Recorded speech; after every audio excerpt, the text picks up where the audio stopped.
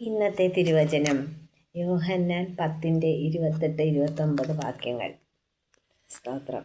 ഞാൻ അവർക്ക് നിത്യജീവൻ കൊടുക്കുന്നു, അവർ ഒരിക്കലും നശിക്കുകയില്ല, ആരും അവരെ എൻ്റെ കയ്യിൽ നിന്ന് പറിച്ചു കൊള്ളുകയില്ല.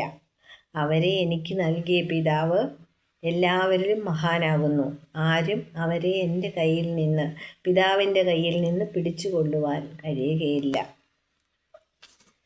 എത്ര വലിയ വാഗ്ദാനമാണ് ദൈവം നമുക്ക് തന്നിരിക്കുന്നത് അല്ലേ?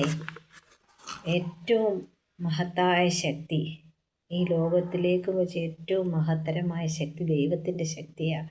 ആ ദൈവം തന്നെ, ദൈവം തൻ്റെ വാഗ്ദത്തങ്ങളിൽ വിശ്വസ്തനും വാക്കുമാറാത്തവനുമായ ദൈവം പറയാ, ഞാൻ അവർക്ക് നിത്യജീവൻ കൊടുക്കുന്നു.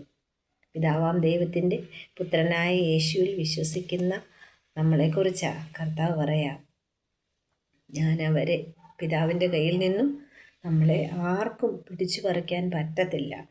ഈ ലോകത്തിൽ നമുക്ക് എന്തൊക്കെ വിഷയങ്ങൾ വന്നാലും എന്തൊക്കെ പ്രശ്നങ്ങൾ വന്നാലും നമ്മൾ നശിച്ചു പോവുകയില്ല, നമ്മൾ വീണു പോകത്തില്ല, നമ്മളെ ഒരു ദുഷ്ടനും തൊടാൻ പറ്റത്തില്ല.